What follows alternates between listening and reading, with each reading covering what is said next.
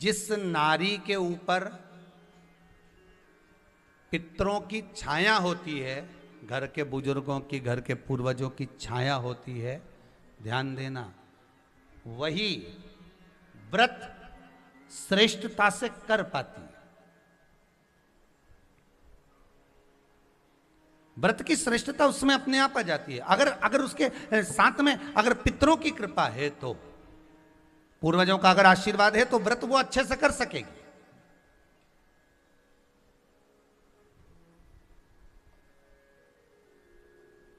और सहज भाषा में समझ लीजिए, बहुत अच्छे से समझना इस बात को, कि मान लो, एक सरल भाषा में आप और अच्छे से समझिए उसको, बहुत अच्छे से, कि जिस व्रत के दिन आपका उपास है, सोमवार का, मंगलवार का, बुधवार का, गुरुवार का, तीज का, चतुर्थी का, पंचमी का, छठ का, किसी का भी अगर आपका व्रत है, और उस व्रत वाले दिन यदि आपको क्रोध आ रहा है, व्रत वाले दिन अगर आपकी प्रवृत्ति चिड़चिड़ी हो रही है, क्रोध आ रहा है, अपशब्द निकल रहे हैं, और रोना आ रहा है, क्रोध आ रहा है, बहुत सारे परेशानी उसी दिन तुम्हारे सामने आ रही है, समझ लेना कि तुम्हारे घर के पितृ भूखे जरूर है, अन्न भाग मांग रहे हैं। एक बात पहले भी कही थी, शायद आपको ध्यान में होगा, रात्रि को सोने के बाद, विश्राम के बाद, एक बार कहा था, आप लोगों को याद होगा, कि सोने के बाद में 2 घंटे के अंदर अगर आपकी नींद खुलती है, और खुलने के बाद यदि आपको भूख लग रही है, प्यास लग रही है, तो समझ लेना कि आपके पितर, आपके पूर्वज भूखे हैं, अन्न का भाग मांग रहे हैं, पानी पीने को मांग रहे हैं। उससे नहीं समझ सकते तो व्रत से समझो।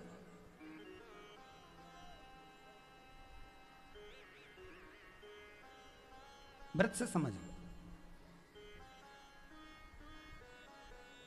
मान लो आपने व्रत किया और आपकी प्रवृत्ति चिड़चिड़ हो रही है, क्रोध आ रहा है, अपशब्द निकल रहे हैं, ताने निकल रहे हैं, या कोई कुछ कहकर चले गया, और आपकी आंखों में अश्रु भर रहे हैं, आपकी आंखों में आंसू आ रहे हैं, तो वो श्रेष्ठ व्रत नहीं हो सकता, उसमें दुख है।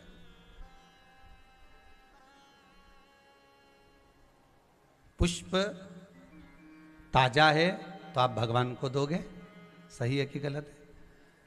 केला अच्छा है तो भगवान को दोगे, वो काला पड़ गया तो तुम भगवान को दोगे क्या? अंदर से गल चुका है तो भगवान को दोगे क्या? नहीं, आप भगवान को दोगे।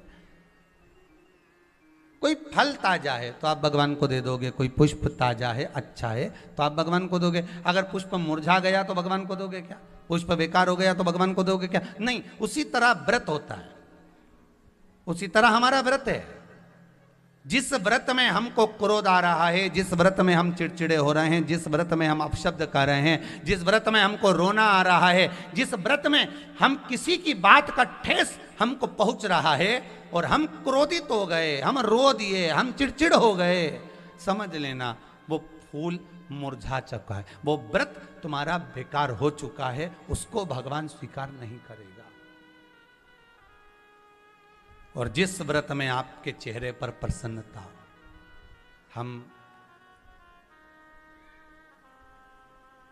इस व्यासपीठ से कहना चाहेंगे कि जितने भी यजमान यहाँ कथा करवाने आते हैं, जितने भी यजमान यहाँ पहुँचते हैं या ऑनलाइन वहीं से बैठकर पूजन कर कर कथा करवाते हैं, हम उनको भी कहते हैं कि 7 दिन की आपकी शिव महापुराण की कथा है, 5 दिन की आपकी शिव महापुराण की कथा है, 9 दिन की आपकी शिव महापुराण की कथा है। शंकर की कथा, चाहे भागवत कथा हो, चाहे रामायण कथा हो, रामचरितमानस हो, चाहे गीता हो, जिस पुराण को आप बचवा रहे हो, जिस पुराण को आप करवा रहे हो, जो करवाने वाला होता है उसके चेहरे पर स्माइल होना चाहिए, प्रसन्नता होना चाहिए।